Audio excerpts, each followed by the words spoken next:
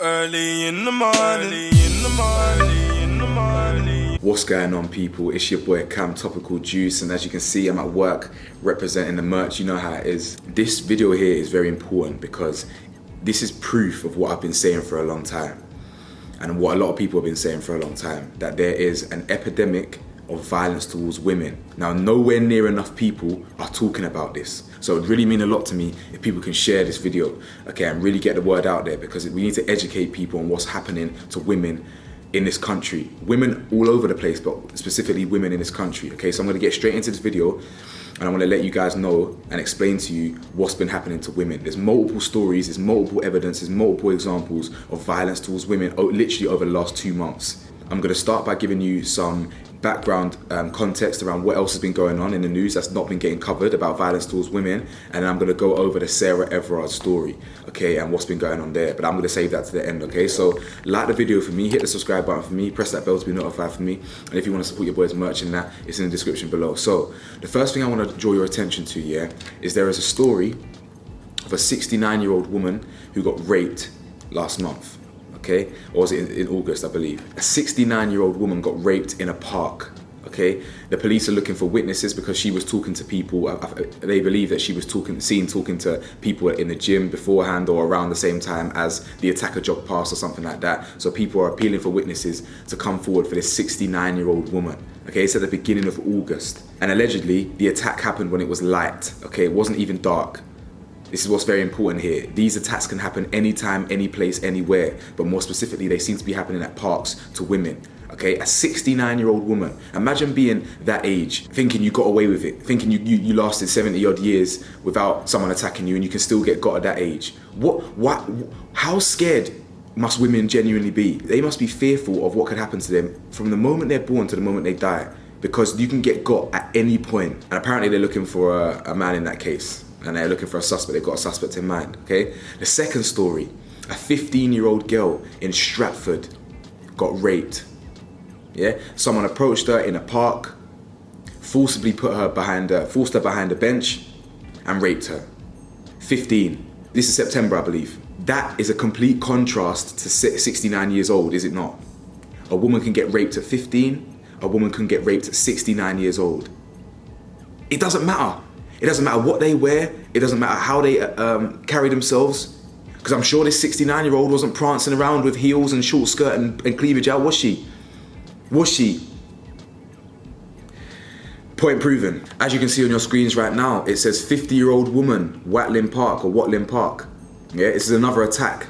Detectives were appealing for witnesses and information after a woman was attacked in Edgware.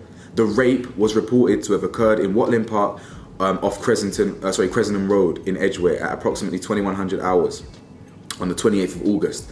The victim, a woman in her 50s, continues to be supported by specially trained officers. They have today released images of a man they wish to identify and speak with in connection with their investigation. No arrests have been made and the inquiries are ongoing. As you can see right now, this is a story coming out of Harlesden. Detectives were appealing for information following a series of sexual assaults in Brent. The three separate incidents took place less than 5 minutes walk from Dollis Hill Underground Station. The first assault happened at 11 on Saturday. A woman aged 30 was followed by a male and sexually assaulted on Fleetwood Road. The second assault occurred around 10 on Sunday, 5th of September, when a 21-year-old woman was followed by a male and sexually assaulted on Ellesmere Road. A member of the public intervened and the suspect subsequently fled the scene. That's what we like to hear, people actually getting involved, civilians helping when we see this. And finally, at 10:15 on Saturday, September 11th, a woman aged 21 was sexually assaulted by a male, again on Ellesmere Road. These are 3 incidents, all in the same place pretty much, all in the same area.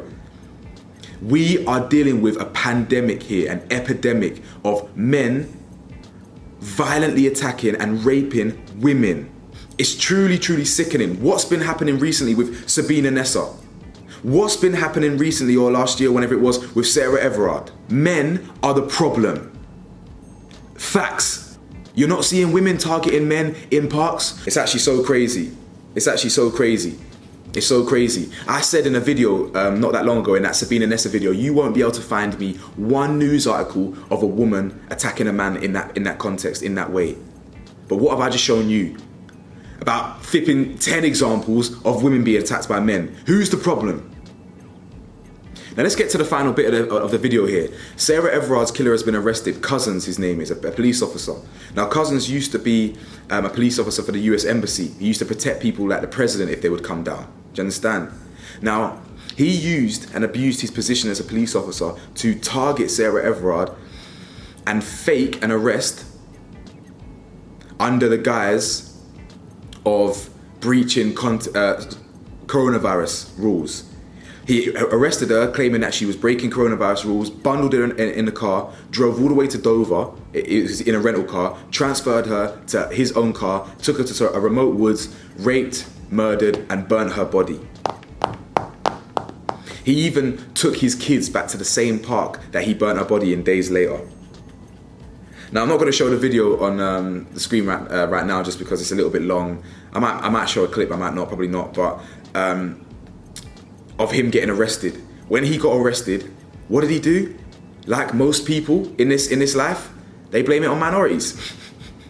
He claimed that a gang of Eastern Europeans forcibly made him like abduct girls and give them to him because he was short on a payment for a prostitute. He claimed that he couldn't pay for a prostitute and Eastern European gangs hunted him down and forced him to do these heinous crimes. This is a police officer.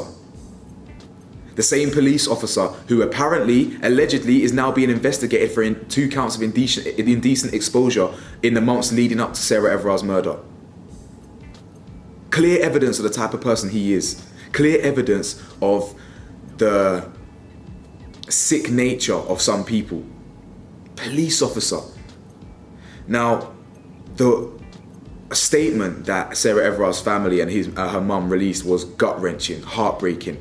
Apparently, her father said to the killer Cousins and said, "Look at me in my face. I hate you. I'll never forgive you for what you did to my daughter." Apparently, the mum is tormented by the thought of what she went through in the lead up to her death. The rape. The actual moment she got strangled and realised she's going to die here. The fact that her body got burnt and charred, that she could no longer see her daughter no more. That thought torments her, and it will torment her for the rest of her life. Their family will never be the same again. Now, before I leave, I just want to read a small, brief part of the article. I just want to read a small, brief part of the statement, the family statement that Sarah Everard's mum released, because it's horrific. Really, really horrific. As you can see on your screens, it says impact statement for Sarah Everard by her mother, Susan Everard. Sarah is gone and I am broken-hearted. She was my precious little girl, our youngest child. The feeling of loss is so great, it is visceral. And with the sorrow comes waves of panic and not being able to see her again.